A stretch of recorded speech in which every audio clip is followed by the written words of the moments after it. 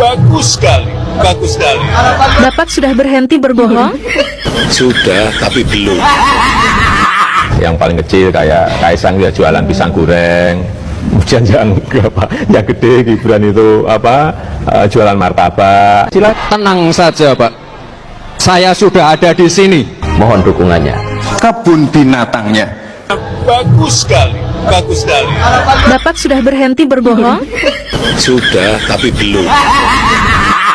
Gantung Jokowi, tangkap Gibran, usir dia dari wakil presiden itu. Memang Jokowi itu penipu ulung. Penjahat utama adalah Joko Widodo, istrinya. 5 penjahat itu, Gibran, Kaisang, tangkap. Kita berkomitmen penguatan KPK itu harus real. Penguatan KPK ini harus real. Seperti apa? Ya, Apakah itu tambah. Kemudian penyidiknya juga tambah. Kekurangan berapa? 1000 penyidik, tambah 1000 penyidik. Ya, memang harus tegas. Kalau minta jangan sampai memihak, pastikan ASN itu netral. Presiden itu boleh loh kampanye. Presiden itu boleh loh memihak. menyerahkan berkas ijazah asli, Fotokopi. ada sudah data di kantongan saya, ada 11.000 triliun. Oh, duitnya aja banyak, ngapain harus ngutang-ngutang? Gak bisa Pak, kalau orang sudah tidak jujur, energinya adalah untuk menutupi ketidakjujurannya. Jadi nggak kerja orang yang nggak jujur tuh, selain kerjanya membuat kebohongan baru. Negara ini sudah seperti datuk moyangnya sendiri yang punya, yang lain hanya numpang. Sehingga enak sekali congornya mengusir rakyat Indonesia. Ini sama halnya dengan Presiden Jokowi yang seperti penjajah. Ini rezim Jokowi paling bangsat. Setuju nggak kalau Gibran? Orang tua itu hanya mendoakan dan merestui. Pembohong! Kau ikan tukang bohong sekali ya. Dia bisa melakukan kegilaan-kegilaan yang tidak terbayangkan oleh kita. Jokowi ini si raja munafik. Apa yang dia katakan bertolak belakang dengan apa yang dia lakukan. Dia ada KPK menghalangi pembangunan, dia ubah undang-undang KPK-nya. Dia, ini ternyata banyak sekali aturan yang menghambat di daerah. Bikinlah Omnibus Law, jadi sentralisasi. Gantung Jokowi, tangkap Gibran, usir dia dari wakil presiden itu. Memang Jokowi itu penipu ulung. Dia memandu sistem bernegara dengan kekuasaan yang curi-curi, maling-maling, tipu-tipu. Kalau pakai bahasa MH Ainun Najib itu, mereka akan lempar Jokowi dengan batu, digubukin, dibunuh dengan rakyat. Rakyat bunuh Jokowi dengan melempar Jokowi sampai mati. Bahasa MH Ainun Najib, penjahat utama adalah Joko Widodo, istrinya. 5 penjahat itu, Gibran, Kaisang, tangkap. Turun ke jalan, gulingkan menteri-menteri brutus-brutus perwakilan Jokowi seperti Erick Thohir. Ini kan garong pencuri, sudah terlihat BUMN-nya makin hancur, kekayaan kakaknya, kekayaan dirinya makin naik. Dia memperkaya Boy Thohir. Inilah bahasa tubuh tukang ngibul yang sebenarnya. Anak-anak presiden yang ingin masuk politik dan didorong untuk ikut berpolitik, Pak Jokowi sendiri bagaimana? Anak-anak saya gimana, senangnya sampai sekarang di bisnis semuanya. Di bisnis semuanya, di bisnis, meskipun ya bisnisnya bisnis kecil-kecilan. Yang paling kecil kayak Kaisang ya jualan pisang goreng. Tenang saja Pak, saya sudah ada di sini. Mohon dukungannya. Bagus sekali, bagus sekali. Bapak sudah berhenti berbohong? Sudah, tapi belum. Duet Pak Prabowo dan Mas Gibran dijodohkan. Itu aja juga didengerin. Ada duet yang di Pertama umur, yang kedua baru 2 tahun aja jadi wali kota. Yang logis saja lah. Ya, orang tua itu hanya tugasnya mendoakan dan merestui. Tapi Bapak, keputusan semuanya karena Bapak setuju nggak Pak? Karena sudah dewasa, jadi jangan terlalu mencampuri urusan yang sudah diputuskan. Bapak setuju nggak kalau Gibran maju? Gak bisa Pak, kalau orang sudah tidak jujur, energinya adalah untuk menutupi ketidakjujurannya. Karena setiap ngebohong tuh takut ketahuan, harus bikin bohong lain. Nah bohong yang itu juga harus ditutupin, bikin lagi. Jadi nggak kerja orang yang nggak jujur tuh selain kerjanya membuat kebohongan baru. Bagaimana bangsa ini bisa besar kalau yang diberi amanahnya hanya membuat untuk menutupi kebohongan, ketidakjujuran. Habis tuh waktunya, habis energinya, dan tidak tersisa. Dia pun tidak akan pernah nyaman. Orang yang tidak jujur itu pasti tidak nyaman hidupnya. Kalau dirinya sudah tidak nyaman, itu wajahnya tidak nyaman dilihat, omongannya tidak nyaman didengar, tulisannya tidak nyaman dibaca, dan keputusannya pasti tidak akan adil.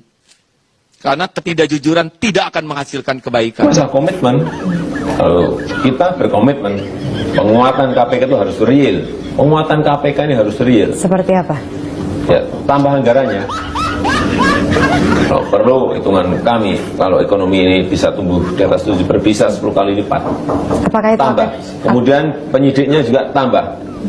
Kekurangan berapa? 1000 penyidik, tambah 1000 penyidik. Ya, memang harus tegas. Kalau kita mau serius ya harus seperti itu. Jangan semu ragu dan basa-basi. Kita harus tegas, harus berani. Jangan sampai memihak, pastikan ASN itu netral. Presiden itu boleh loh kampanye. Presiden itu boleh loh memihak. Menyerahkan berkas ijazah asli, Fotokopi. Tadi saya jelaskan fotokopi. Fotokopi ya. Ada sudah data di kantongan saya. Data di Kementerian Keuangan ada. Di situ dihitung ada 11.000 triliun yang disimpan di luar. Di kantong saya beda lagi, lebih banyak.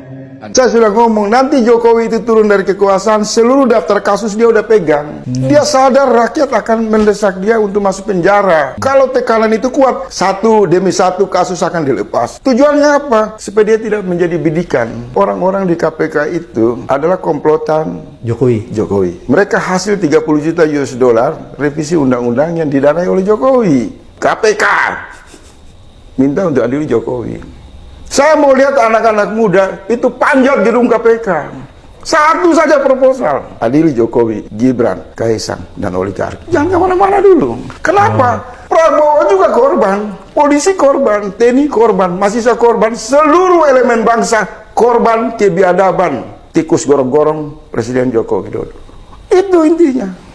Itu pesan saya, mohon jangan diedit, disebarkan sebagai pemantik kesalahan. Anak muda nggak boleh takut. Pak Jokowi itu kalau dia mau melangkah ke sana dan ada halangannya itu adalah konstitusinya yang diubah, Pak. Aturannya yang diubah. Itu yang namanya legalisme otokratik kan kita sebut. Dia ada KPK menghalangi pembangunan, dia ubah undang-undang KPK-nya. Dia ini ternyata banyak sekali aturan yang menghambat di daerah. Bikinlah Omnibus Law, jadi sentralisasi. Akibatnya apa? Dengan legalisme otokratik yang dihancurkan oleh Pak Jokowi adalah demokrasi. Apa jadi demokrasi? Secara sederhana, checks and balances. Tadi di anggaran APBNP dihilangkan. Fungsi DPR menjadi hilang dalam hal pengawasan. Ya kita kritik bangsa kita, tapi kritik yang membangun. Jangan kritik merasa semua jelek. Kalau jelek pindah aja kalau dari Indonesia. Ini orang tua sebagai pejabat tidak mencontohkan yang baik dan tidak mendidik. Tidak bisa dijadikan panutan. Dia sendiri tidak ada prestasinya. Bisanya hanya mengusir warga masyarakat Indonesia angkat kaki dari negaranya sendiri. Negara ini sudah seperti datuk moyangnya sendiri yang punya. Yang lain hanya numpang. Sehingga enak sekali congornya mengusir rakyat Indonesia. Ini sama halnya dengan Presiden Jokowi yang seperti penjajah. Contohnya sudah ada, masyarakat Kalimantan yang dekat IKN diusir, sementara tanahnya akan dijual diperuntukkan orang-orang asing yang akan tinggal di IKN. Begitu warga protes haknya sendiri, malah ditangkap dan digundulin. Ini rezim Jokowi paling bangsat.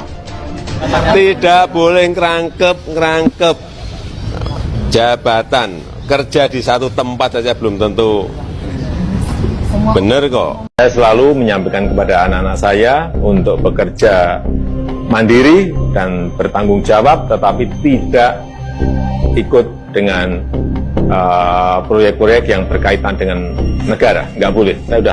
Sejak saya jadi wali kota, gubernur, saya sampaikan, presiden saya sampaikan, tidak untuk itu. Saya minta jangan sampai memihak, pastikan ASN itu netral. Presiden itu boleh loh kampanye. Presiden itu boleh loh memihak. Pembohong! Kau ikan tukang bohong sekali ya. Dia bisa melakukan kegilaan-kegilaan yang tidak terbayangkan oleh kita. Seperti kita tidak membayangkan Jokowi seperti ini dulu. Jokowi ini si raja munafik.